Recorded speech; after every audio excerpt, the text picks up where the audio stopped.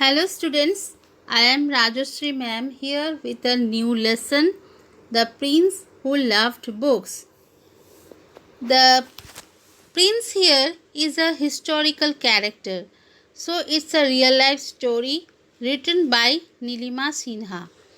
It is Prince Dara Shikoh, who was the son of Shah Jahan or Khurram of Mughal Empire. From the title of the story, you can understand that this prince is somewhat different from the other princes because generally princes are warriors. They love wars and gallant deeds, but this prince is a lover of books.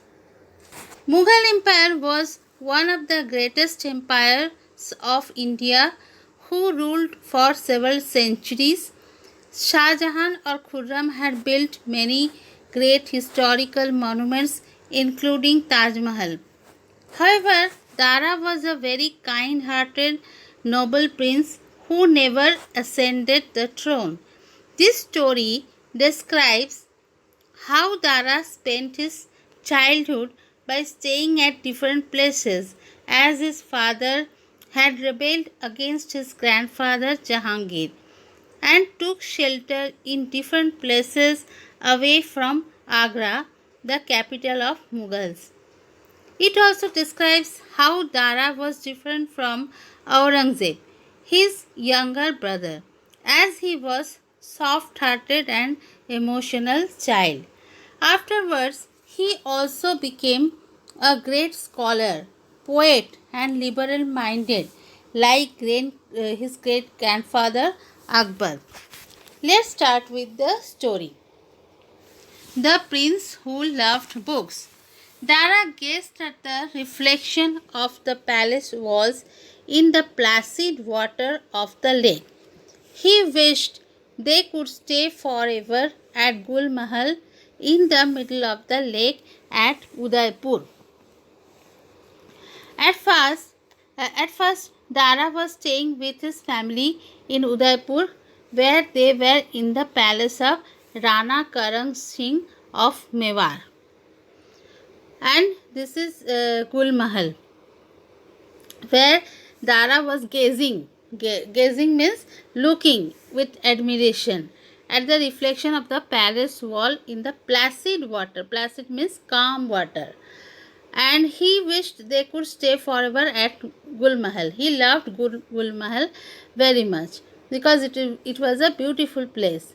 For years, his family had led a nomadic existence. Nomadic existence means moving from one place to another, not staying at one place.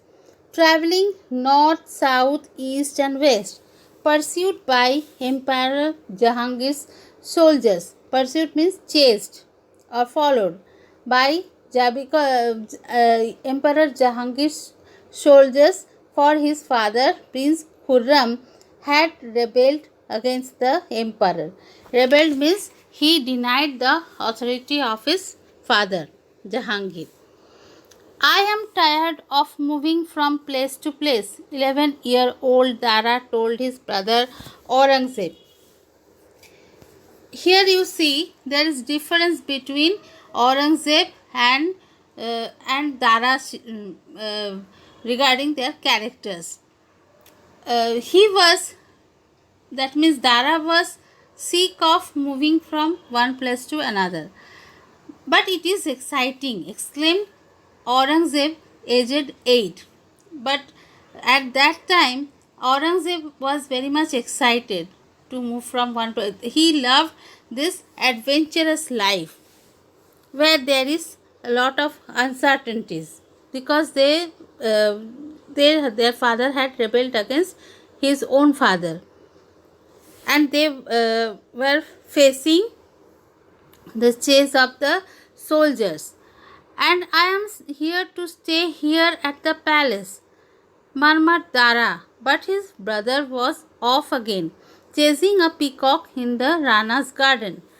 But here Dara murmured. Murmured means spoke in a gentle, soft voice, low voice. that he wished he could stay at that place forever. But Aurangzeb was chasing a peacock in the Rana's garden. Dara knew his father, Prince Khurram, and mother Arjuman Banu were safe under the protection of Rana Karan Singh of Mewar. And what fun it had been to celebrate Holi, the colorful festival, with his Rajput relatives.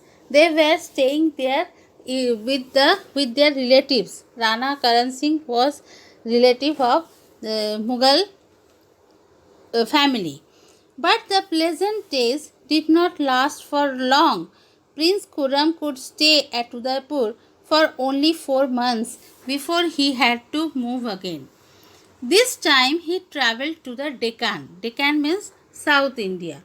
After several unsuccessful attempts to garner support in the Deccan, Prince Khurram finally decided to make peace with his father. But their life was very much uncertain, and they had no place to live safely, and they sought for support from the Deccan kings, but no one was ready to give them shelter, and that is why Khurram had to make peace with his father. That means surrendered to his father. He sent a message to the emperor and soon received his reply. Emperor Jahangir is merciful and kind. He forgives Prince Khurram for the revolt against him, was the messenger's report. But there are some conditions. Prince Khurram must surrender the forts he has occupied, and here the messenger paused and took a deep breath, and Prince Khurram prompted anxiously. The messenger was reading out the message of Jahangir to Khurram, and he had uh, made a condition to forgive Khurram, and those were, first of all, he wanted Khurram to surrender the forts he had occupied, and second thing was he had to, now here the messenger paused because this condition was tougher than that of the first one, and that is why he took a deep breath, and Prince Khurram prompted anxiously. Then Khurram prompted, that means wanted him to say what he or encouraged to say, and the presence of the two princes Dara and Aurangzeb is required at the court. There they will be educated there under the emperor's guardianship. That means they Jahangir wanted to take away the two princes to him and keep them under his custody. And shocked Dara stared at his father. Surely he would not allow his sons to be taken away from him. Here Dara was a timid and loving child, and that is why he became emotional at the thought of parting from his parents, and that is why he expected that his father would not agree with this proposal. But Khurram agreed with his father, and Prince Khurram was silent for a few moments. I bow to Badshah's command, he finally murmured. That means he wanted, he became agreed to give his children to his own father. Dara's eyes filled with tears. Aurangzeb was too excited to care about the parting. Dara knew his little brother was happy that they were going to live in the palace at Agra, sure to be 10 times grander than the beautiful Gul Mahal at Udaipur. Where was Gulmahal situated? Gulmahal was situated in Udaipur. When did Prince Khurram decide to make peace with his father? Prince Khurram decided to make peace with his father when he could not get any shelter from Deccan kings. Why did Dara's eyes fill with tears? Dara's eyes filled with tears at the thought of parting from his parents. The journey was long and arduous. Riding their horses and escorted by soldiers, they crossed jungles and hills and reached Agra. At that time, it is a story of uh, mm, of long years before, and at that time there were no railways, no airplanes, so they had to ride horses, and it would take a lot of time to move from one place to another. So the journey was arduous, that means tiring. As the pink sandstone walls of the fort rose before him, Dara's heart raced faster. It was Agra fort, made of sandstone, and it was very grandiose, very elegant. He had felt safe, but Dara's heart raced faster. He had many doubts in his mind, and he was afraid of his grandfather actually. He had felt safe, secure, and loved with his parents. What would it be like in Agra? Would his grandfather, the great Emperor Jahangir, love him? Or would he be so angry with his father that he would throw his grandsons into a dungeon? Dungeon is a prison, underground prison actually. The splendor of the emperor's court dazzled the young boys. The courtiers were attired in rich silks and jewels. Attired means dressed. They were dressed in rich silks and jewels. The throne glittered with gold and precious gems.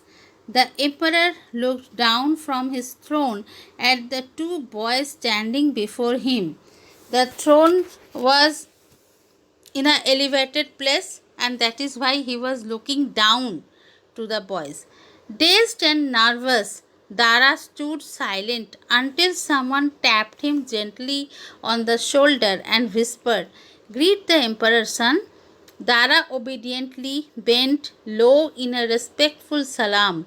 Aurangzeb did the same. Dara forgot to greet his grandfather in his nervousness, and that at that time Khurram asked him to bow before his grandfather, and he then bent low in a respectful salam. "Welcome, dear children, you have nothing to fear," said a gentle voice. Dara looked up fearfully. There was a smile on the emperor's face. A flood of relief swept through the boy. The two princes were led to the harem. Harem means where the Mughal females would live, where their grandmother Nur Jahan and the other ladies welcomed them. A new life began for the two boys. Like all princes in a royal family, they were educated at home.